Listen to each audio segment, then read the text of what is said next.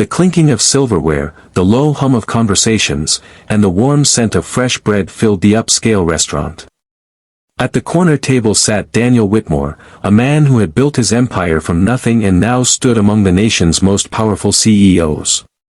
To the world, he was a symbol of wealth and success, but to those who knew him closely, he was a man often buried under the weight of meetings, mergers, and endless responsibility. That evening, though, something unusual caught his eye.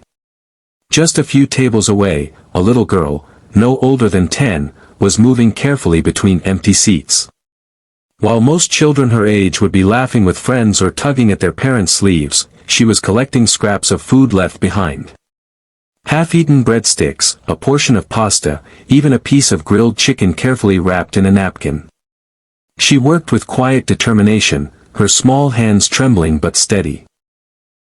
At first, Daniel thought the restaurant staff would stop her, but no one seemed to notice. Something inside him stirred. He rose from his leather chair, his polished shoes echoing on the marble floor, and approached her. "Sweetheart," he said gently, crouching so his tall frame wouldn't intimidate her, "why are you taking the leftovers?" The girl froze, clutching the bundle of food to her chest. For a moment, fear flickered in her eyes. She must have thought she was in trouble. But then she whispered, "It's for my little brother. He hasn't eaten since yesterday." The words pierced through Daniel like a blade.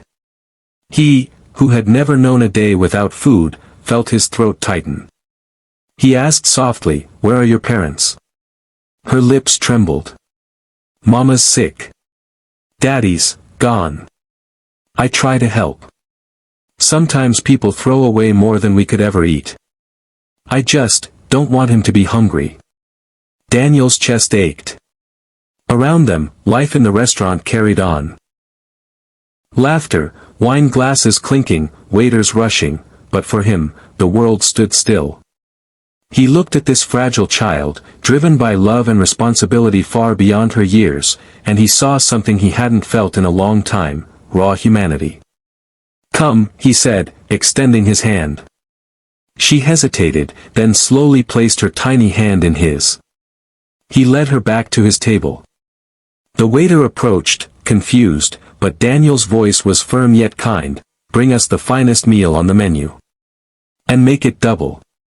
She'll take some home." The girl's eyes widened as steaming plates of food soon covered the table, warm bread, creamy pasta, roasted vegetables, tender steak. She ate with small bites, almost as if afraid it would vanish. Then she carefully packed the rest for her brother. But Daniel wasn't done. He leaned in and asked her name. "Emily," she said quietly. "Emily," he repeated, his voice thick with emotion, "from tonight forward, you and your brother will never go hungry again." He called his assistant on the spot, arranging housing, medical care for her mother, and school scholarships for both children. The girl's stunned silence soon broke into tears, and without thinking, she wrapped her arms around him. Daniel felt something shift inside, a reminder that success meant nothing if it wasn't used to lift others. For years, he had measured his life in profits and deals. But in that embrace, he discovered a new measure of wealth, compassion. As he left the restaurant that night, Emily's whispered words echoed in his heart, "Thank you for seeing me." And for the first time in a long while, Daniel smiled, not the polished smile of a CEO, but the genuine smile of a man who had been reminded of what truly matters. Because sometimes, the smallest voices carry the greatest truths. And sometimes, a simple "why" can change more than one life. It can awaken a soul.